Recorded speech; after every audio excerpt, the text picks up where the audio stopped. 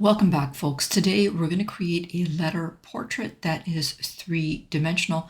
I'm going to start off by placing the letter B on my workspace. I'm going to make that a little bit larger, like that.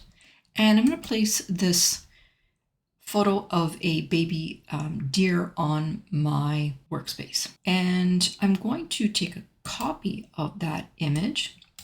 I'll place the first one right inside the B, and I'm going to double click because I want the baby deer's head to kind of pop out of that B a little bit. I'm going to make it a little bit larger. I'm now going to take the second photo, and I'm going to bring it over, and I'm going to remove the background on that image. I'm going to grab it and I'm just going to try and overlay it right on top of that first image to create a pop out. And I'll just make it a little bit larger like that. Now, when you're doing this, try not to put your cursor over the frame because that will result in your image popping into the frame, and we don't want that. Okay, so work with your cursor outside of the frame to avoid that. That's just a tip. Okay, and so I think that is just about perfect like that. I'm now going to take the bottom and I'm just going to bring it up to crop it so that just the head and the neck are sticking out like that. And I'll leave it like that. We're now going to head on over to my app section, but before we do, I want to ask you that if you learned anything in this tutorial, press that like button, subscribe, and turn that notification bell on. If you want to learn more about my live classes, ask me in the comments and I'll give you more information on my live classes. And if there's anything else you want to learn, you can drop that in the comments as well. All right, let's get back to work. I'm going to click on my apps section. And in the search bar, I'm going to type in 3D. This is what we're going to be using today. It's called 3D Maker. I'm going to click that.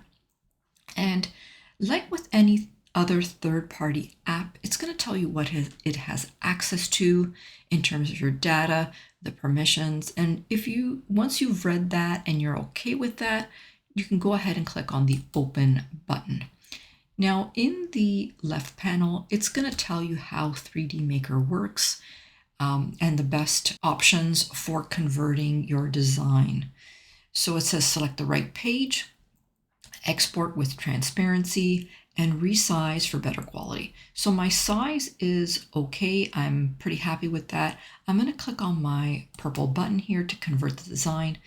And it's like it's exporting it. So again, we want it to be transparent because it's a 3D model.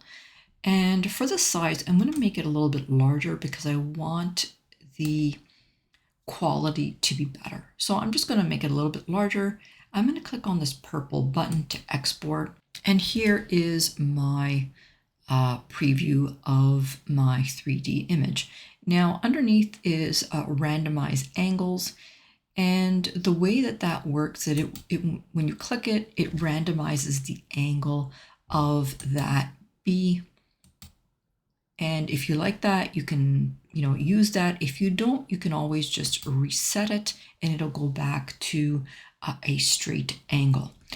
Below that is the depth of your 3D element. So if we increase it, we'll see that the depth increases, and underneath depth is horizontal and vertical rotation. So it has a minus and a plus, and you can play around with those to get the perfect angle that you're looking for.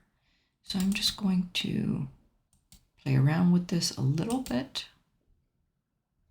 And if you want to reset everything, again, you can just press this reset button right on the top, and that will reset everything. So I kind of like that. And so I'll keep it like that. And so once you're happy with your design, you can click on the Add to Design button, and that will place the finished image right on your workspace. I'm going to create a new page, and I'm going to grab that design and just bring it to my new page. I'll make it a little bit larger like that. So here it is right here. And if you're not happy with the way that looks, you can always come back here and you can play around with it until you get the angle that you are looking for. I think this looks pretty cool, quite honestly. What do you guys think of this? So here are two different 3D models. Now I know these images don't look really good, but we can actually go to our apps section and we can search for the upscaler. This is what it looks like. So if I click that, and I've got this second image selected right now, I'm going to upscale it 8 times, just so that we can see the difference in what that's going to look like.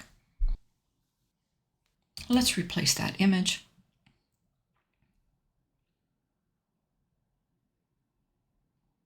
And this is what it looks like right now. I think that looks pretty good.